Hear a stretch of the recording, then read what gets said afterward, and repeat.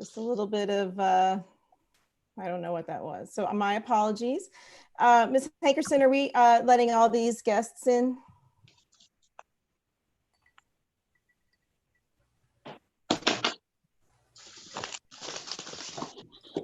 I don't know. I have to see which guests are looking to comment, which ones are looking to.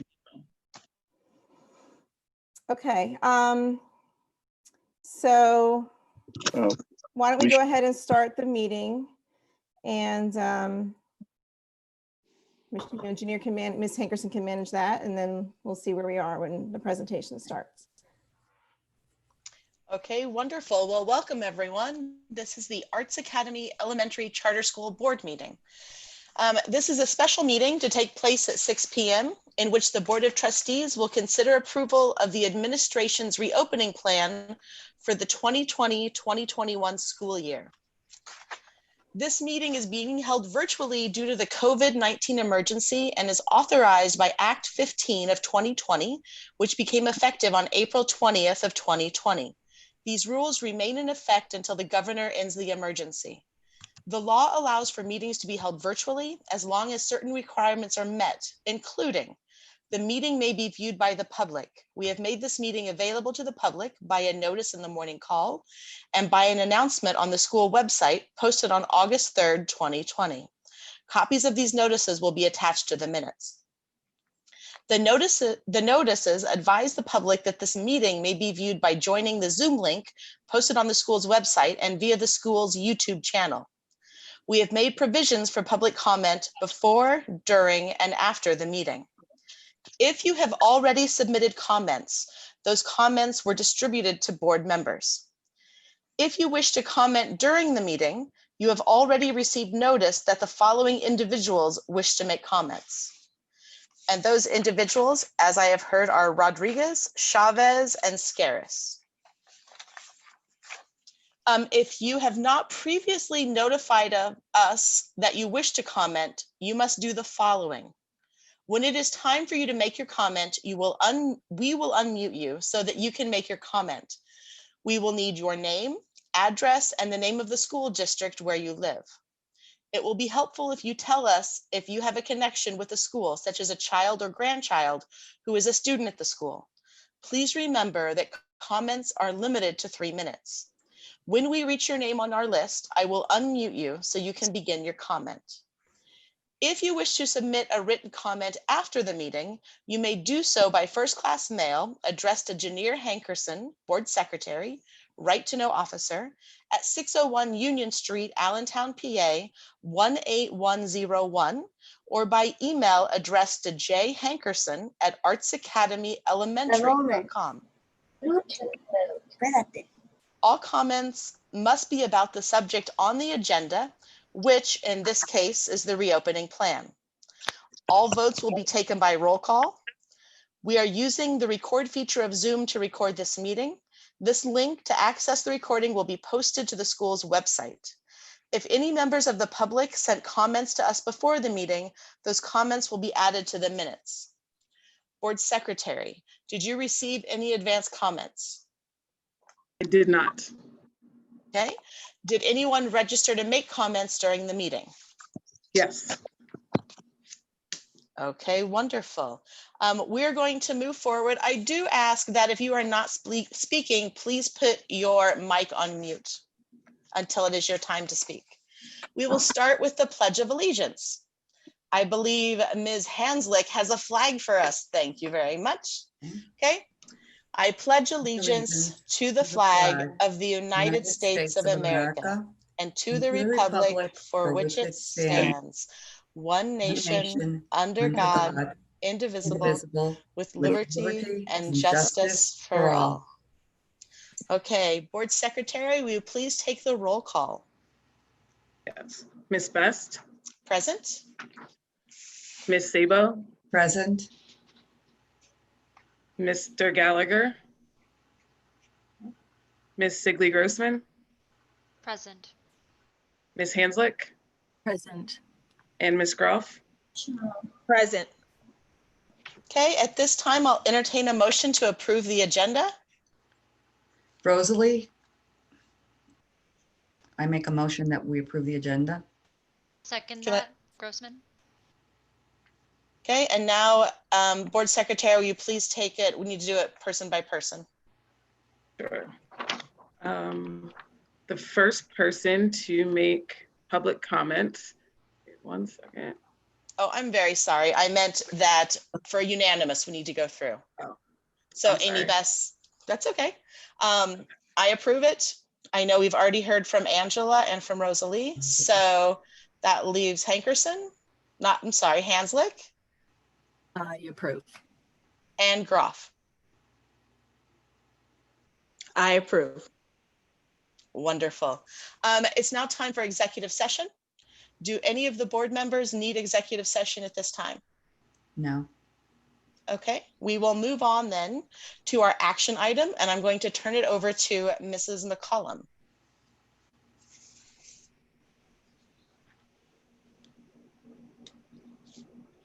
My apologies. Thank you very much.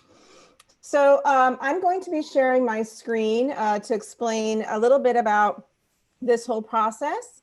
And then I do have a presentation that summarizes everything that we've done. So I'm going to go ahead and share my screen.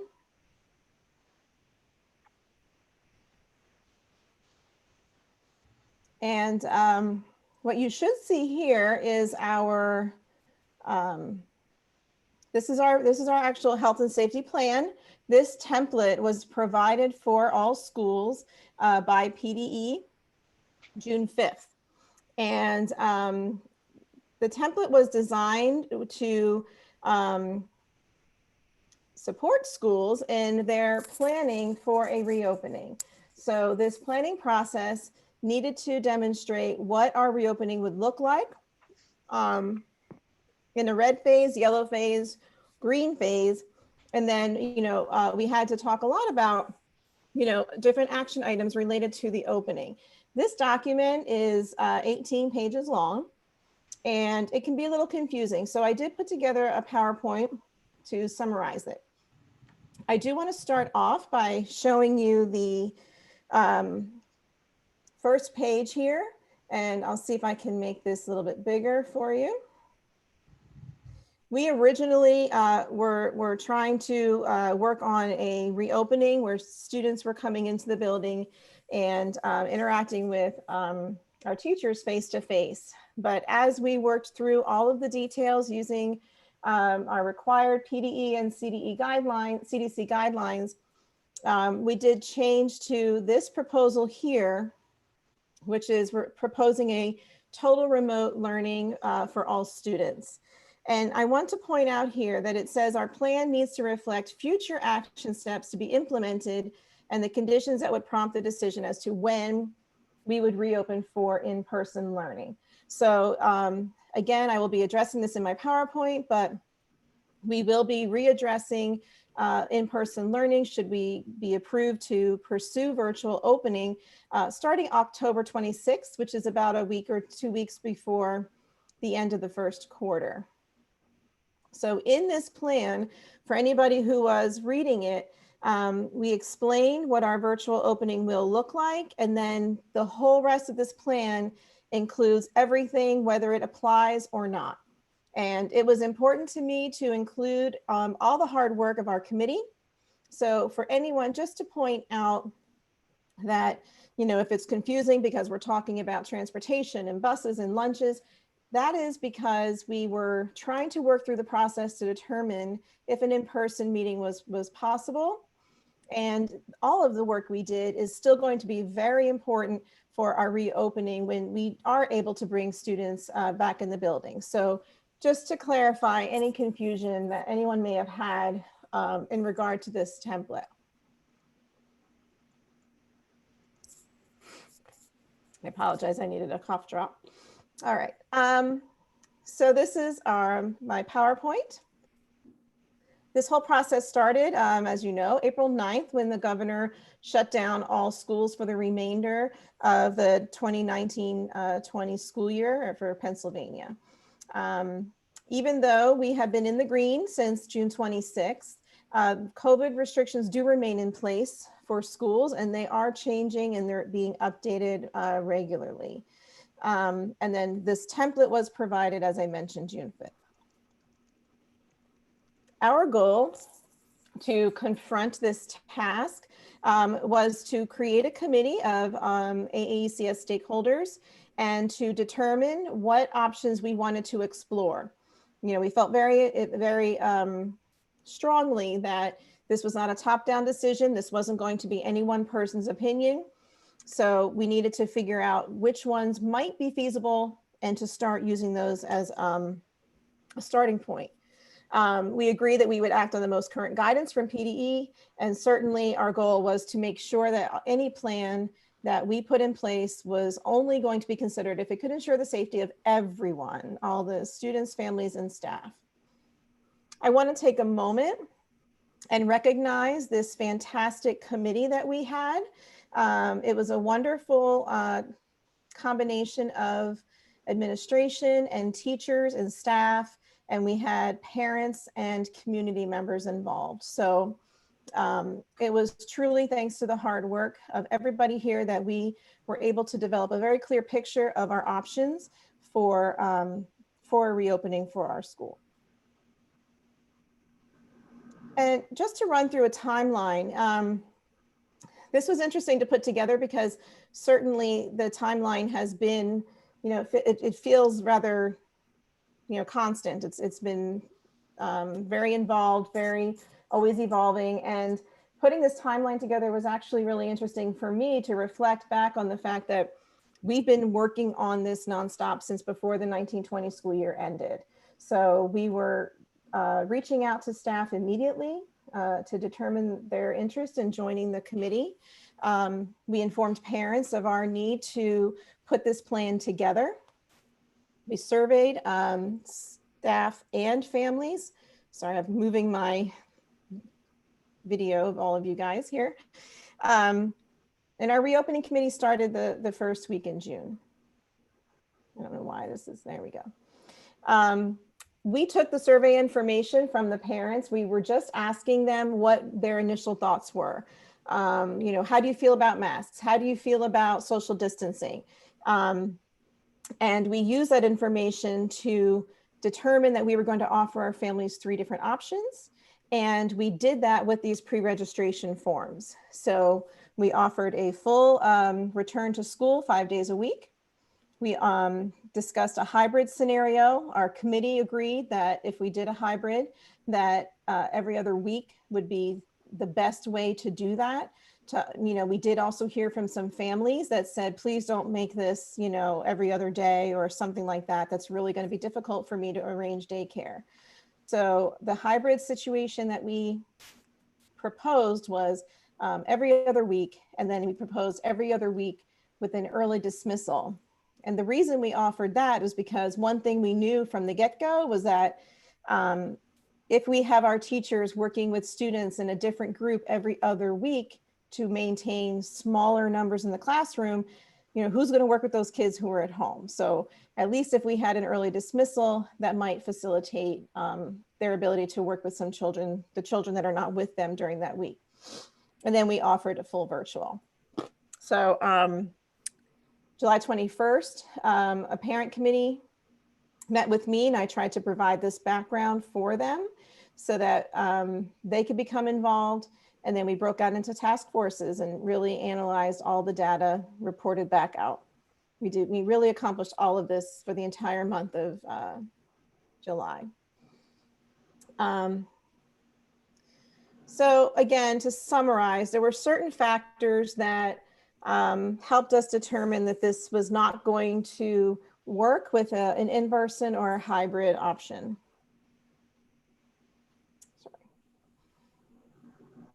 The number one thing was significant changes from the PDE CDC guidance. So, you know, these were significant ones that did impact us right away.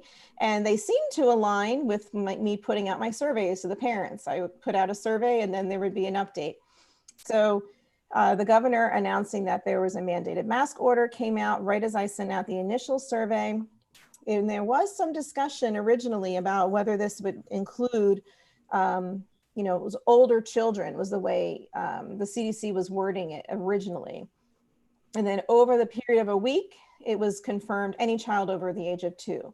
So knowing that we were already getting survey results and parents were concerned about their child wearing a mask all day, that certainly impacted, you know, what we were envisioning in terms of what a return to school might look like. There was then a 14-day quarantine put out for the high-risk COVID states. And that was significant because it generated a lot of questions about staff. You know, what if I have to attend a family event, a funeral or a wedding, and it's in one of those states? You know, do I have to be out of work for 2 weeks? You know, the answer was yes. There were concerns about, you know, families having to travel with our students. Do they have to quarantine? Who's going to educate them? It just generated a lot of questions. Perhaps the most significant update was when PDE confirmed that 6 feet was absolutely necessary to be able to take a mask off at all. So PDE from the beginning and the CDC recommend what they refer to as mask breaks, where children, if they are 6 feet apart from each other and from the teacher, that they will be able to take their mask off and, you know, not just get a break from it. I did contact the Allentown Health Bureau, and I said, this may be a silly question, but does this mean that if they are not 6 feet apart, that they cannot take their mask off even to eat? Because up until that point, that 6 feet was not a mandate. It was a suggestion. Other schools were looking at 3 to 6 feet. Some still might be doing that. But they said, no, you have to be 6 feet apart in order to take off your mask to eat lunch or to eat breakfast. And that was significant. That really impacted our options. The other thing that, the other factor was our results from our pre-registration form. We had about 63% of our families respond. And it was a tight window. You know, we did not have the luxury of time at all through this process. So, you know, our families are wonderful, and some admitted when we called them to try to get this survey in, they said, it's too soon. I'm too anxious. I don't know what to do right now, you know. So of the 63 that responded, you can see here on the graph that, you know, there was certainly a higher number of families that wanted the virtual option. So that was, you know, very telling. And again, you know, the comment section was very important. So one of our task forces was analyzing all of that data and said that while for some of our families, you know, masks were certainly a concern, you know, others did say, I don't know what I'm going to do with my child if I can't bring them into school. You know, and that was something that we certainly looked at very seriously and tried to do everything we could to see if we could bring children into the building. That process involved, you know, looking at a classroom. So this is a classroom that just had the floors done, and we put 10 desks in there. Mr. Laddick went in with a 6-foot measure, and from what you're looking at here, the children sitting in their seats are exactly, you know, if not a little bit more than 6 feet apart from each other. And the front of the room there allows for more than 6 feet. And as you can see, this is certainly not the classroom that we would ever brag about, you know, in terms of how we run an elementary school. We rarely have desks set up like this, but you'll also notice there's no furniture in here. So in order to maintain this cohorting, these children are together, they're in this room, and they're eating lunch in the room, they're eating breakfast in the room. They can take off their masks if they're sitting, everybody's sitting at their seat. If you have a child or an adult walking around, it's, you know, back to masks on. We realized that we would need storage for all of the unused furniture. So that's half of these desks here. Multiply that by every single classroom. We would need somewhere to put those, all that furniture.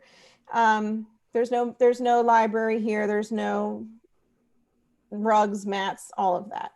To support the cohorting option, as we were looking into this, we did decide that we would have the arts class meet for one marking period with just that one teacher. So, you know, one kindergarten class might have art every single day for the first quarter, rather than art, music, dance, theater, and a rotation. So that would limit the number of contacts that classroom has, and for the teacher's protection too, limit the amount of students that the arts teacher comes into contact with. Another major conversation was the need to escort children.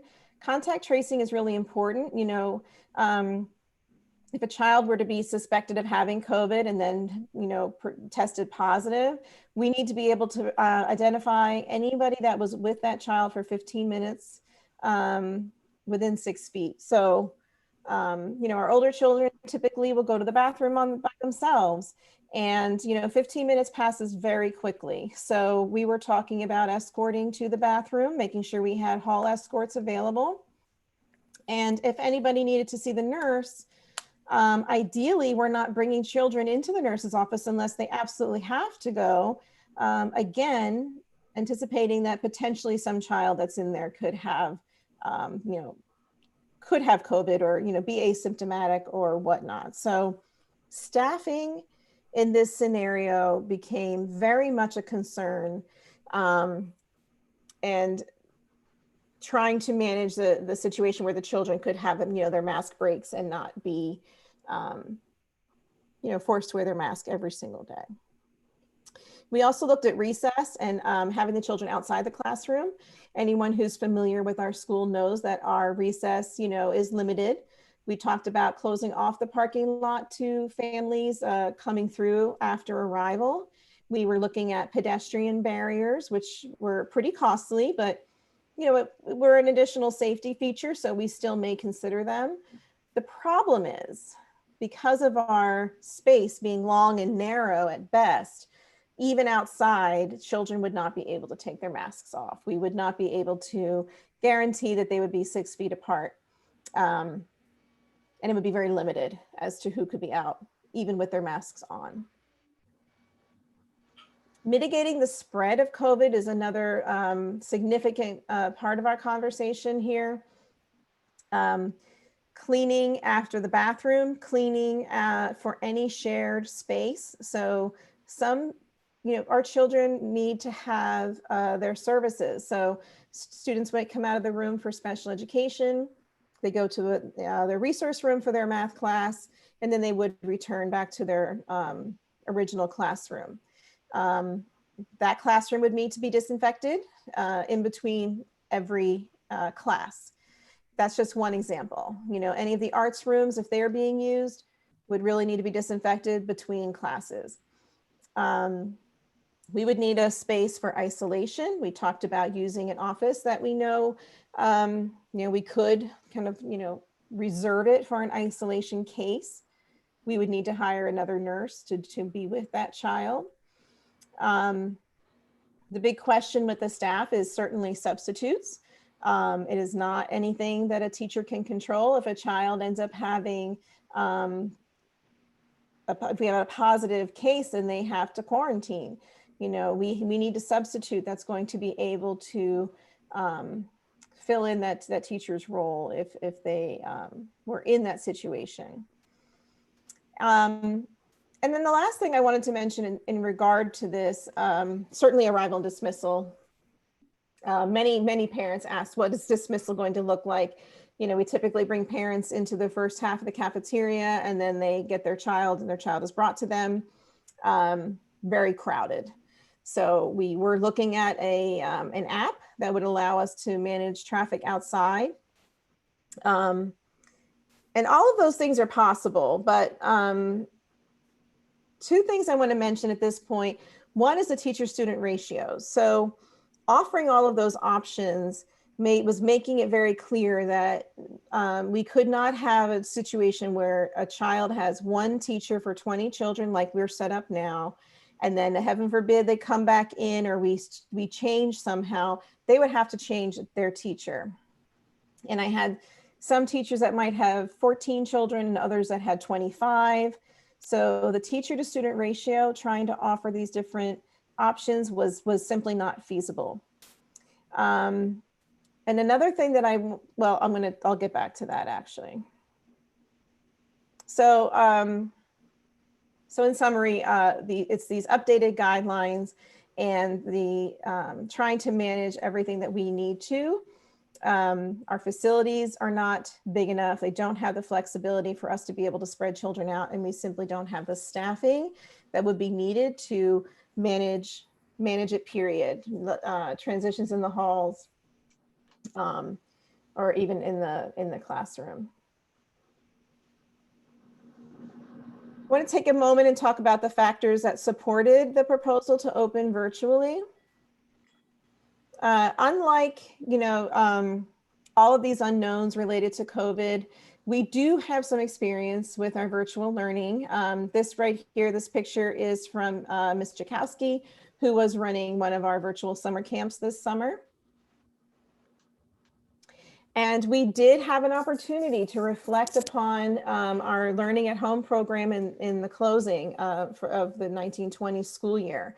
We will have new devices for every child. That alone is a tremendous improvement for this process, because we know they'll have access to our programs and we'll be able to offer more support because we'll be familiar with the devices that they're using. Trying to find trying to help our families with the connection issues, and they couldn't get certain apps to load. They couldn't log in. Sometimes it was their device, sometimes it wasn't. It was very difficult to manage. So new devices for everyone. And I apologize, Brandon, but Mr. Laddick, those are arriving this week. We've already received many of them. Yeah, and the rest will be here late next week. So we are good to go with devices, and that's tremendous. We are also looking at hotspots. I know some families might have concerns about internet, basic connectivity, or the ability to have a reduced cost. We are investigating hotspots, which will allow your child to have internet from home for our devices. We are going to be focusing on more face-to-face instruction. It was my direction not to do this in the beginning because it was completely foreign. I didn't know what we were up against. We did start doing it, for some social connection and things like that once we did some very basic training. But this time around, we are providing more training for that, and we know the importance of a teacher talking and having a face-to-face interaction with their students. So that's one of the things that we know that we will be able to offer. Translation is another one. We have many Spanish-speaking families in particular, and it was very difficult for them to support what we were trying to offer, especially when it was all in a written format. So we have some plans in place to improve there. Logging in again was tremendous. And for any parent that had siblings in our school, it was confusing for them to have one child had access to program one way and another child another. So we're going to be looking at streamlining the entire process. I already mentioned cohorting. That same philosophy will apply for virtual learning. Fewer classes for the child to log into.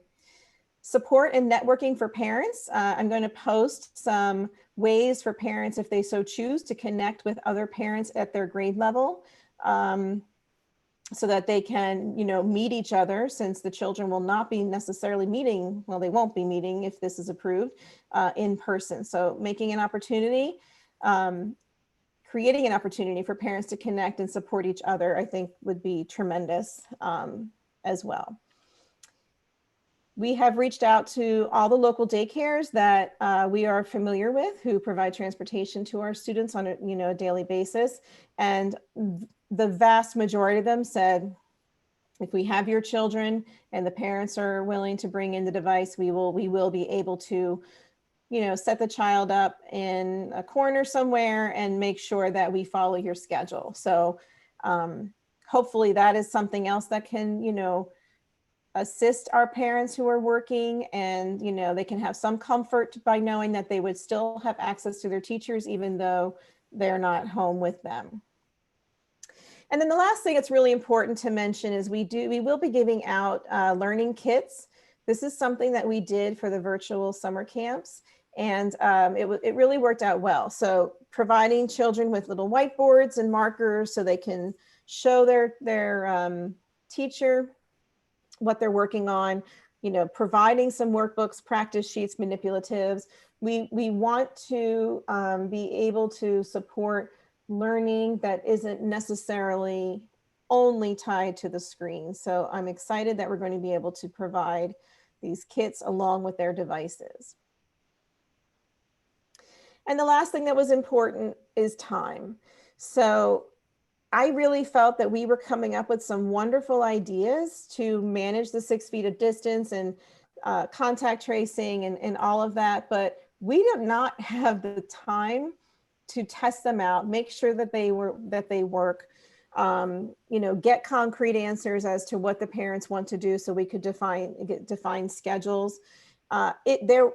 There was just simply not enough time to put all of those things in place and to really think them through and make sure we weren't missing something. So what I am proposing to the board is that we start the school year virtually and give us time to prepare for a safe return to in-person learning. Let's see how these cases in our county, if they are reduced, and if the guidelines change, and if it's determined that it is a safer environment, then we will revisit this prior to the second quarter. And if it is possible, we absolutely want to have our students in the building. It's very important for us to do that, but we just have to make sure that we're as safe as possible for everybody's sake. So I want to thank our board for sitting through this presentation and looking over this plan and considering it.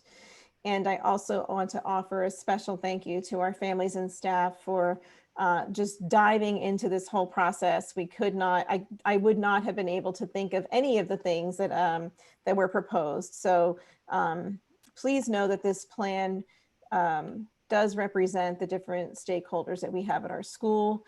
And we just have such a wonderful community here. So I think that in spite of this crisis, we really are doing the best that we can. Hey, thank you, Mrs. McCollum. After watching this, I really want to say a big thank you to you and to everyone who worked on this plan. Your thoroughness and dedication to the education of our students is very apparent and very appreciated. So thank you. Thank you. At this time, we're going to open up for public comment. If I am not incorrect, do we have Rodriguez as first? Okay, we do not have Rodriguez. We'll move on to Chavez.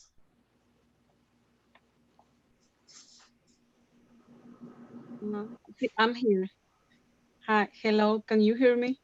Yes, I can, thank you. Hi.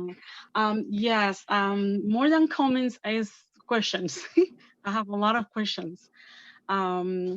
Because this year I have two kids that have to go to the school. Dayanara now Abdiel, because he turned 5 years old, and I'm a little scared about the little one, kindergarten, about the classes just virtually. And I need to know, I don't know exactly if you have any plans just for the little ones. And the other question is, if the parents have to be with the child during the classes, when they are using the computer or whatever, if my present, I have to be with them because I have to work. That's why I just asked him about this. And the other question is about the materials. I know that the principals was talking about that because the last, this year, we have to print a lot of things. Was too much. And I need to know if they have, books or everything that we can pick in the school or whatever, just for the kids to be able to do their classes or the things that they need to just finish. I think that is all.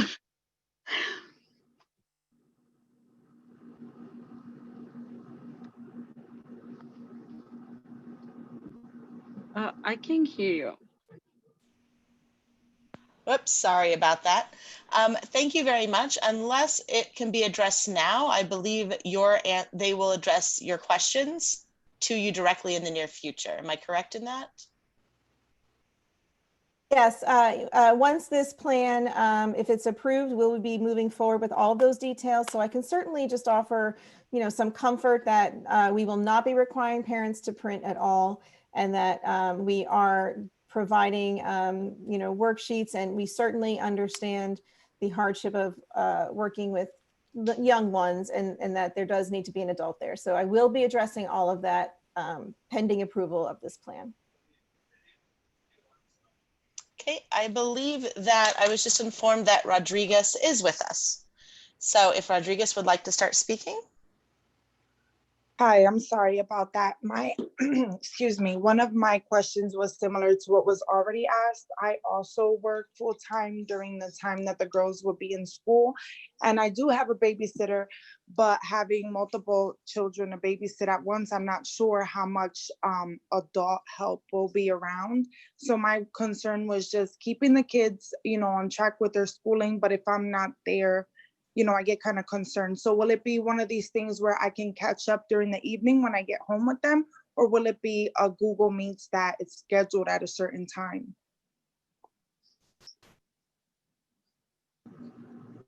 Is that your only question, Ms. Rodriguez? Yes, sorry, that was my only That's question. okay. Sorry about that. Do you want to speak to that, Crystal, or is that something you'll address later? Well, I just want to reiterate that we certainly understand the concern, and we will be doing everything we can to be as flexible as possible. But if a child is not able to attend the Google Meets, we absolutely will. They will be, there will be plans in place to support that. We recognize that that's going to be something that's going to be very important in the plan. Thank you. You're welcome. Okay, and our final participant is Scaris. Hi, can everybody hear me? Yes. Okay, good evening.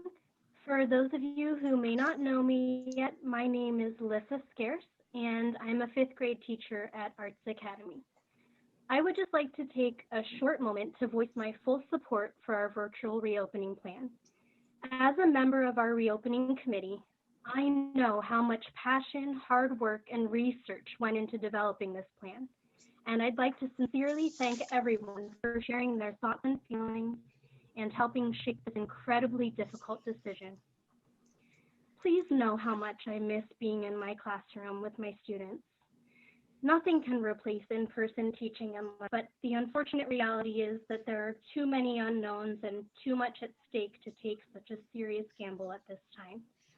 From my many conversations and practice Zoom sessions with my fellow teachers, I already know that we will dedicate ourselves to seek out the best ways to connect with our students and families, develop meaningful relationships, and deliver effective and engaging lessons online.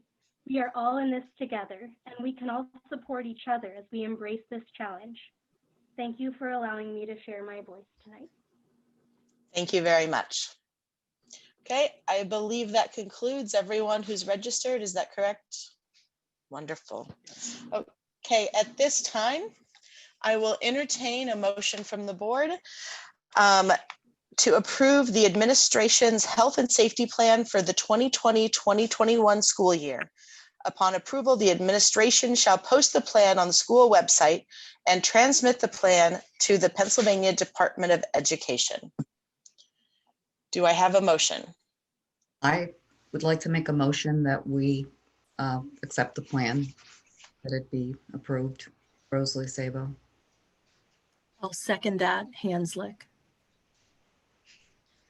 Okay, and we need to do this person by person. So we have Groff. I agree. Okay, Sigley Grossman, I approve. and Best I approve as well. Okay, so that is unanimous. Okay, at this point, I'd like to thank you all for joining us, and I will entertain a motion to adjourn.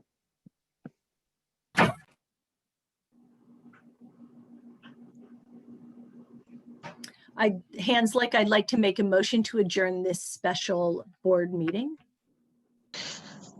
Groff, I like to second the motion to adjourn the meeting. Sigley Grossman Yes. and Sabo. Yes. Okay, we are adjourned at 6:43. Thank you all and have a great evening.